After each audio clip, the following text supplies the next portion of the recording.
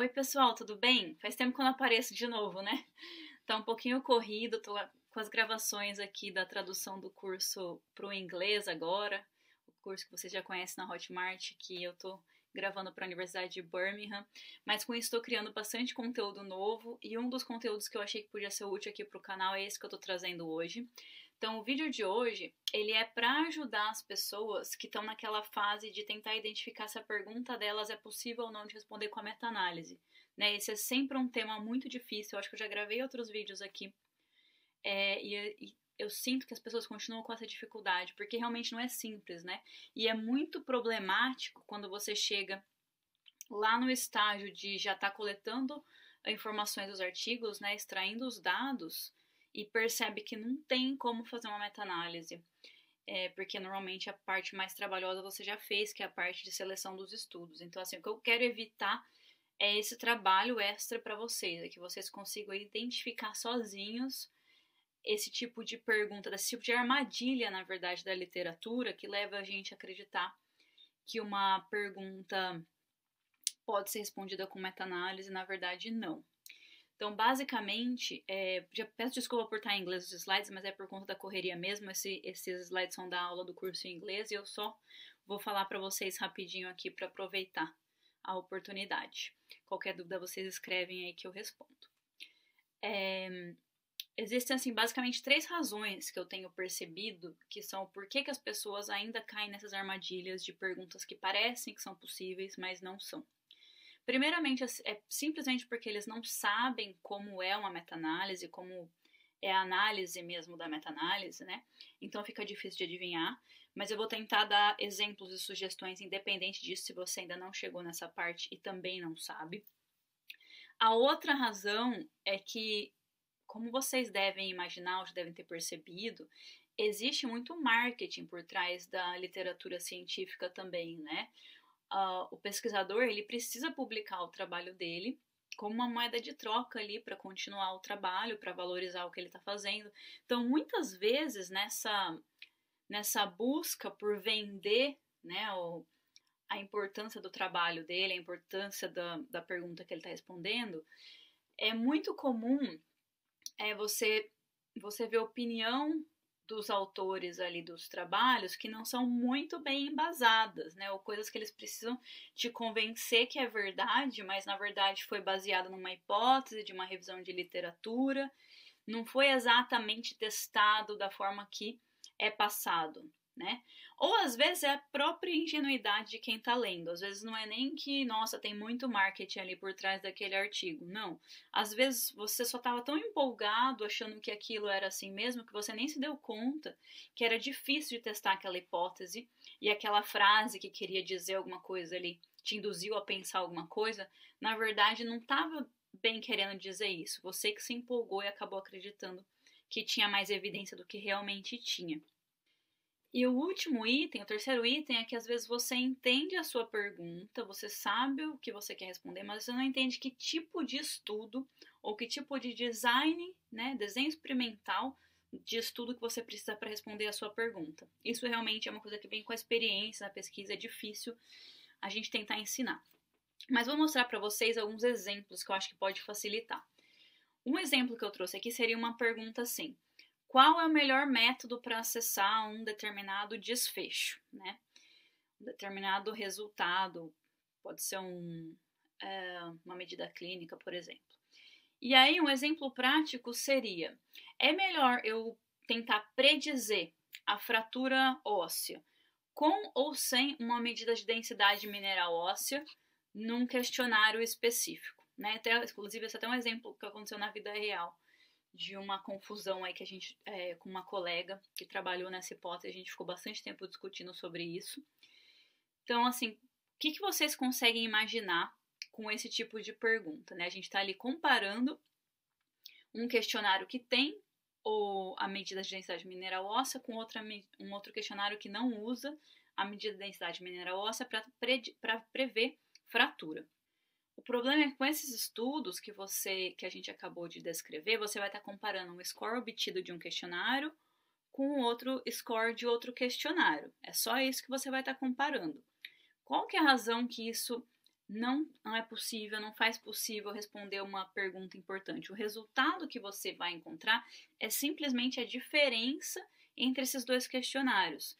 Mas como você não tem uma medida de padrão ouro para comparar, como você realmente não sabe qual é o risco real de fratura, você está vendo quanto um prediz isso e quanto o outro prediz com outro score, você acaba não trazendo nenhuma informação relevante. Então, é um tipo de confusão bastante comum, né?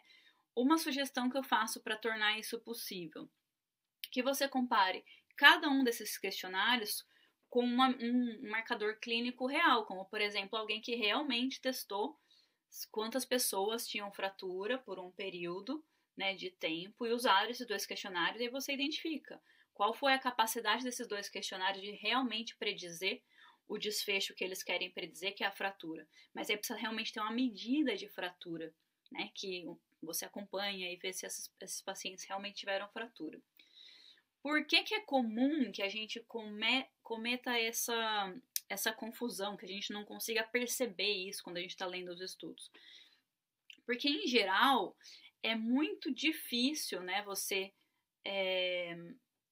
realmente testar a fratura, fazer esse follow-up, fazer essa sequência para medir a fratura de fato. Então, tem muito mais informações indiretas de vantagem e desvantagem desses questionários que você vai encontrar na literatura do que realmente qual deles prediz melhor a fratura.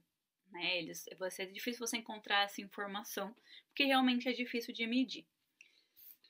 Um outro exemplo seria, né, o mesmo tipo de exemplo que eu acabei de dar, mas aplicado para diferentes tipos de tratamento, quando você acaba avaliando um desfecho que não é relevante. Então, você testa o tratamento, né, nos estudos originais, mas não para o desfecho que é relevante para você, normalmente porque é difícil de ser medido.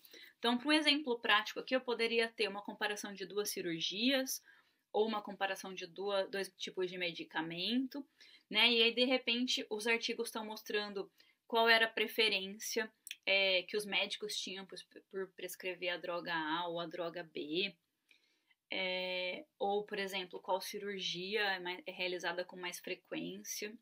E isso não traduz de verdade o que realmente importa, que no caso da cirurgia, por exemplo, seria as pessoas realmente têm melhor funcionalidade, né, quando elas deixam essa cirurgia, elas já saem, né, prontas para a vida, ou elas vão ter alguma sequela, um efeito colateral, sei lá, alguma coisa que faz realmente uma cirurgia ser melhor do que a outra. E por exemplo, para o medicamento poderia ser mortalidade, né, um desfecho bem mais direto. Mas, logicamente, essas duas coisas são muito mais medidas de medir, elas exigem um período de acompanhamento, então é mais escasso esse tipo de informação na literatura. Um outro tipo de informação seria, por exemplo, se você está testando se existe um biomarcador para predizer uma condição, uma doença, ou um desfecho para a progressão dessa doença. Então, eu trouxe aqui um exemplo. Né? No seu cenário profissional, né, você percebe que nos pacientes de UTI, né, de Intensive Care Units, os pacientes que morrem com mais facilidade, eles estão usando um tipo de droga, né, um tipo de medicamento, ou você percebe que eles têm uma característica específica, tipo, são obesos ou são idosos, ou você percebe que eles estão alterando algum tipo de marcador sanguíneo com muita frequência, né, quando eles estão aumentando a chance deles de mortalidade. Então, vamos supor que você notou isso na sua prática clínica. E aí, o que acontece? Você pode não imaginar, né, que isso que você observou é uma coisa nova na literatura. Então, você fala assim, vamos pesquisar o que tem sobre isso, acreditando que existe. E aí, você encontra artigos que têm esses termos em comum, né? Então, eles trazem alguma informação dessa mudança no sangue que você observou que era importante, dessas características, dessa droga, com a mortalidade em UTI. Porém, eles não testam exatamente o quanto aquele marcador, quando é alterado, ele influencia realmente a mortalidade. Né? Ele não testa exatamente. Nesse caso, você pode encontrar artigos, por exemplo, que simplesmente não respondem à resposta correta. Talvez eles tentaram quantificar quantos artigos mencionaram você vai tentar, né, no fim. Quantos artigos mencionam aquele biomarcador?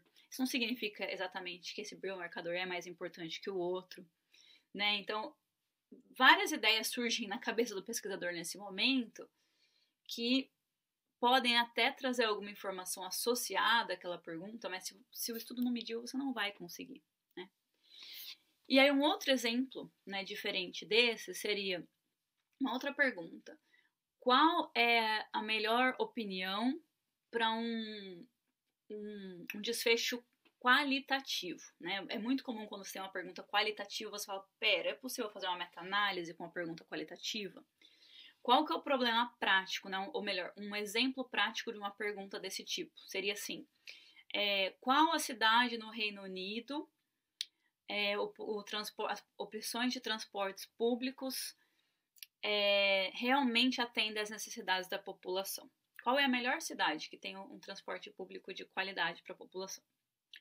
Qual que seria o formato errado de testar isso? Você compararia, por exemplo, o número de pessoas usando o transporte público em diferentes cidades. Você poderia estar comparando toda a população, você poderia selecionar até a população economicamente ativa, que seria mais próximo do que realmente quem realmente precisa do transporte, ou o número de pessoas que não têm um transporte individual, né, pessoal, e usam o transporte público. Qual que seria o problema de você usar esses métodos, por exemplo, que muitas vezes a gente é induzido a achar que responde a pergunta? Nesses casos, você não conseguiria confirmar quantas essas pessoas que estão usando o transporte, elas realmente estão satisfeitas, felizes com essa opção, né? Porque você não sabe se elas tivessem outra opção, elas prefeririam outra, ou porque realmente elas têm que usar essa opção. Então, o número de pessoas que usam não necessariamente representa quanto elas são satisfeitas, né? Então, a gente tem que entender muito claro o que o desfecho representa, né? Acho que essa é uma informação importante para vocês manterem em mente quando estiverem desenhando a pergunta de vocês. Uma sugestão que eu faço, né, é que vocês façam uma conversão dessa informação qualitativa da literatura para algo quantitativo. Existem muitos questionários, né, que servem para atender às necessidades de perguntas qualitativas. Por exemplo, você pode usar uma escala, né, alguns exemplos que eu dei aqui seria uma escala Likert, né, daquela que você escolhe, sei lá, de 0 a 10, de 0 a 5. Quão feliz você está no tempo que você espera, o seu transporte, quão feliz ou quão satisfeito você está com o tempo de duração dessa viagem, você se sente, quão confortável você se sente, quão seguro você se sente. Então, assim, questões relacionadas ao quanto ele está satisfeito, mas que você realmente consegue mensurar, né, que você consegue converter isso para uma variável contínua, para uma variável quantitativa. Obviamente, você não pode criar uma escala que não foi validada, né? Mas você pode testar esses itens separados, você pode usar o que tem disponível na literatura e levantar como limitação, que era algo como não era validado, ou você pode realmente ir atrás de alguma coisa que foi validada, que às vezes não tem toda essa abrangência que você pensou inicialmente, mas é algo que representa o que você queria, né? Porque tem muita... qual seria o... Porque é comum, né, que a gente caia nessa cilada?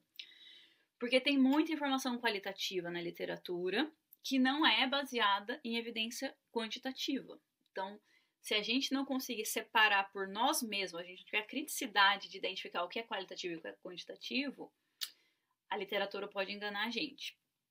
E qual que seria o desafio, né? O desafio, em geral, é como você vai acessar essa informação qualitativa de uma forma quantitativa. Então, isso realmente é um pouco desafiador, exige conhecimento do pesquisador, né, ideias, criatividade, um bom embasamento, enfim. Não é fácil mesmo resolver esse problema, mas espero que com esses exemplos vocês tenham entendido, tá? Como lidar com isso. E aí eu sugeri aqui para vocês, né, esses itens, como vocês poderiam aplicar isso para qualquer outro tipo de pergunta. Mas o que importa é ele ficar quantitativo. Bom, por hoje é isso. Espero que essas informações tenham sido úteis para vocês. Não esqueçam de se registrar no canal se vocês não fizerem isso ainda e deixar o like pro vídeo se for útil para vocês. Qualquer comentário também, estou sempre de olho. Espero realmente que vocês consigam fazer uma revisão sistemática com uma meta-análise melhor com os vídeos que eu tenho postado aqui para vocês. Até mais, gente. Beijo!